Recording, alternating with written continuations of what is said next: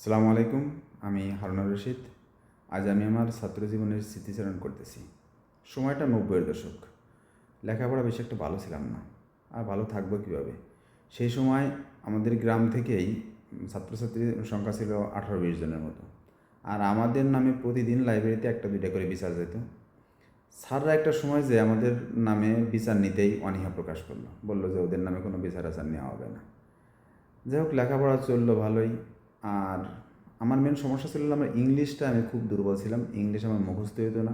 যাই হোক, আমি যেহেতু ইংলিশে দুর্বল, আমি একটা টেকনিক অবলম্বন করলাম। ক্লাস 6-এর থেকে আমি ক্লাস 10-এর গ্রামার সংগ্রহ করলাম। ওখান থেকে এসে প্যারাগ্রাফ মুখস্থ করলাম। ওই এসে ক্লাস 10-এর বই থেকে এসে প্যারাগ্রাফ মুখস্থ করে ওই দিয়ে ক্লাস 6-10 যত পরীক্ষা হয়েছে ওই এসে প্যারাগ্রাফ দিয়ে চালাই দিয়েছি।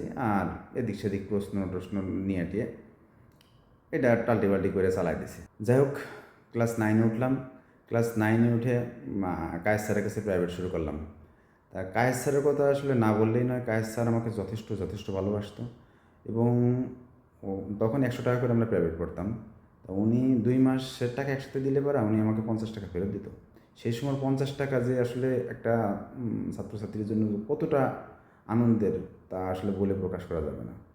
এবং যখন উনি 150 টাকা করে পড়াইতো তখনও আমার কাছ থেকে 100 টাকা করে নিত। আমাকে সবসময় উনি করতো। উনি চেষ্টা করেছে আমার জন্য আসলে অনেক, কিন্তু উনি পারে নাই, এটা আমার ব্যর্থতা। যাই হোক, তারপরেও আমি স্যারের জন্য দোয়া করি আল্লাহ ওনাকে সুস্থতা এবং হাতে তাই অবদান করুক। আর অঙ্ক পড়তাম আইফ স্যারের কাছে, উনিও আমাকে যথেষ্ট ভালোবাসতো। যাই হোক, টাল্টিবাল্টি করে টেস্ট পরীক্ষায় পাশ করলাম।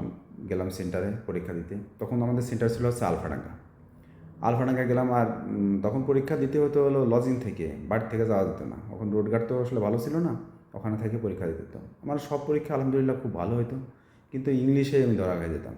তা ইংলিশ পরীক্ষার দিন আমি তো প্রস্তুতি নিয়ে গেছি, কিন্তু ওই সেন্টারে যখন গেছি তখন সেই মাস্টাররা, টিওনো, ম্যাজিস্ট্রেট সবাই সেই বস্তা নিয়ে ক্লাস প্রতি কেন্দ্রে নিয়ে গেছে, যে যার কাছে যা আছে সবাই আত্মসমর্পণ করো।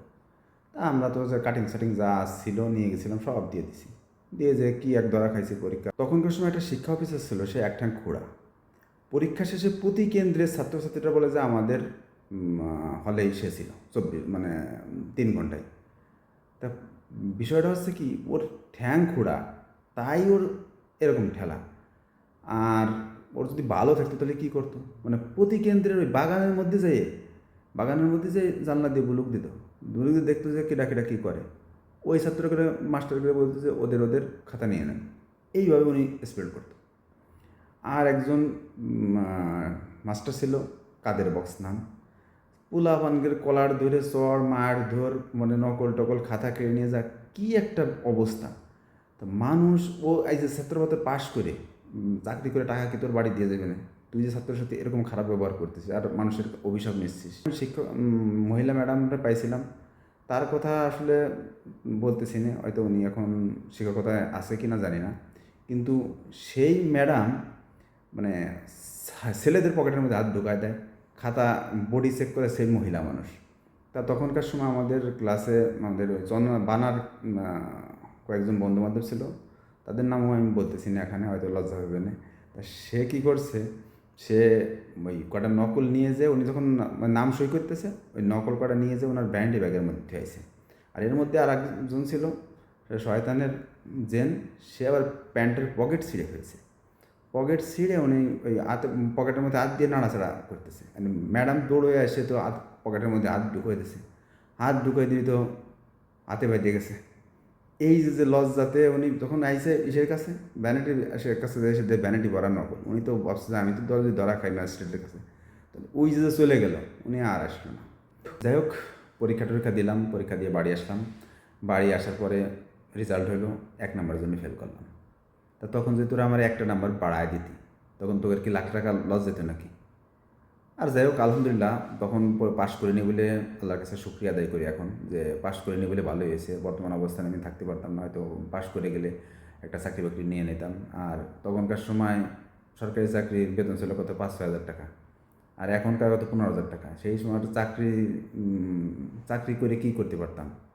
আর এখন আলহামদুলিল্লাহ আল্লাহ ভালোই রাখছে। যাই হোক, দ্বিতীয়বার পরীক্ষা দিলাম, দ্বিতীয়বারও একই অবস্থা। তা স্কুল থেকে ভালো সুবিধা করতে না পেরে গেলাম মাদ্রাসায় তখন হরিয়ারনগর মাদ্রাসার প্রিন্সিপাল ছিল মুনায়েম সাহেব। তখন ওনার কাছে গেলাম, ওনার কাছে যে বললাম যে ওনার কাছে যাওয়ার সাথে সাথে উনি বললো যে পরীক্ষা দিবা? তাই আমি বললাম জি স্যার পরীক্ষা দেবো। তা বলছে ছবি আনছো? তাই আমি বললাম জি আনছি। কয় ছবি দাও। তো 6 কপি ছবি নিল আর বলে 3,000 টাকা দাও। তো 3,000 টাকা ওনাকে দিলাম। তা এক পকেটে ছবি, এক পকেটে টাকা 3,000 নিয়ে আমার নাম লিখে রাখলো। বললো যে কালকে এসে দেখা করে দিও।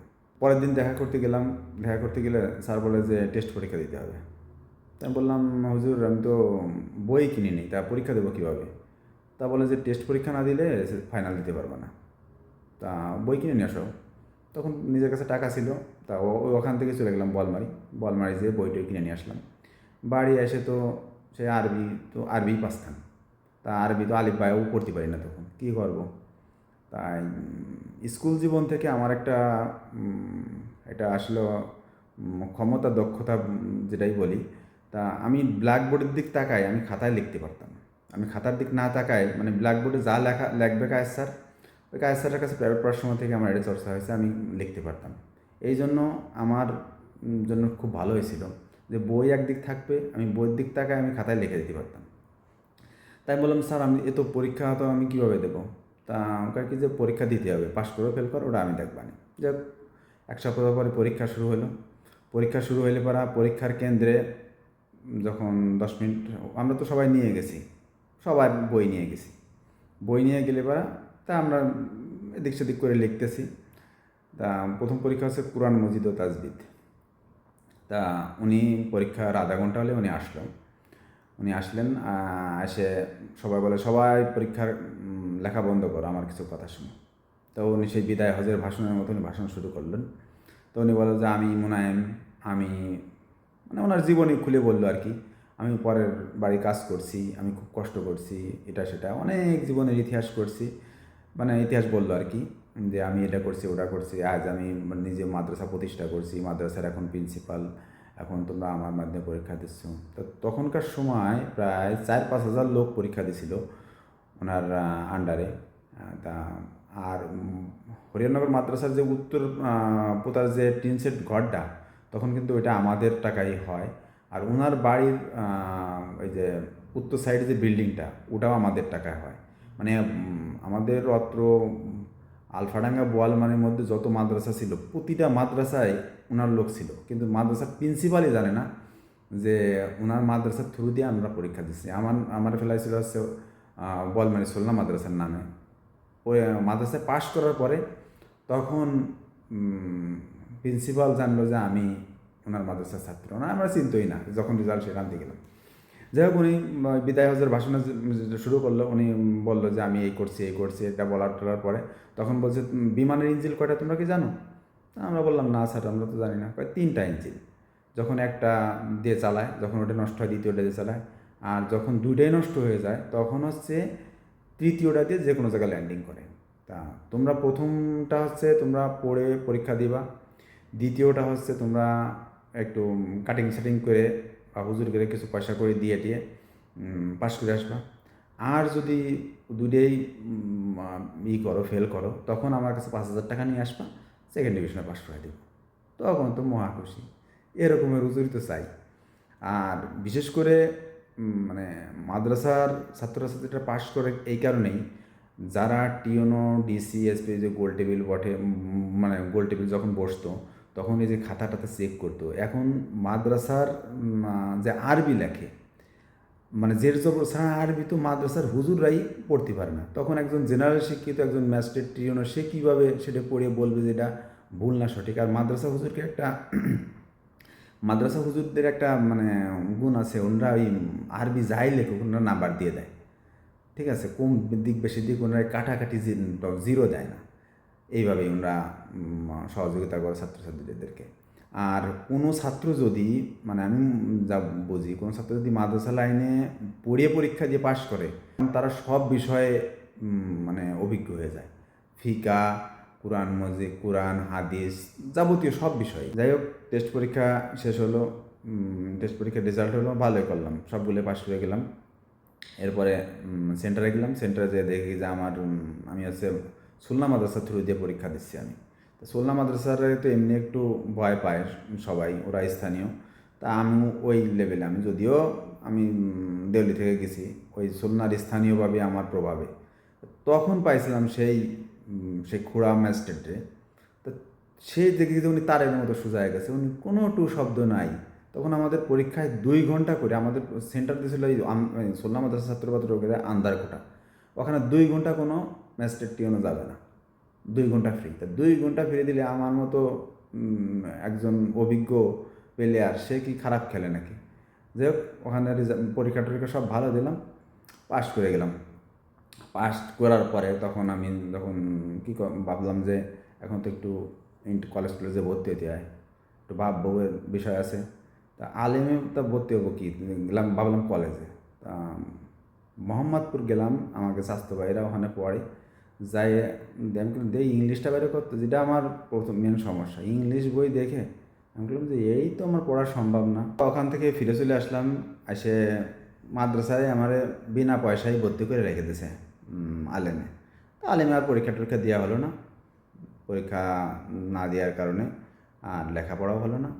তারপরে কিছুদিন চেষ্টা করলাম সরকারি চাকরি বাকরির জন্য। তা আমার মন থেকে আসলে চাকরির প্রতি আমার কোনো আগ্রহ ছিল না। আমার স্বপ্ন ছিল বিদেশ যাব, বিদেশ বিদেশ।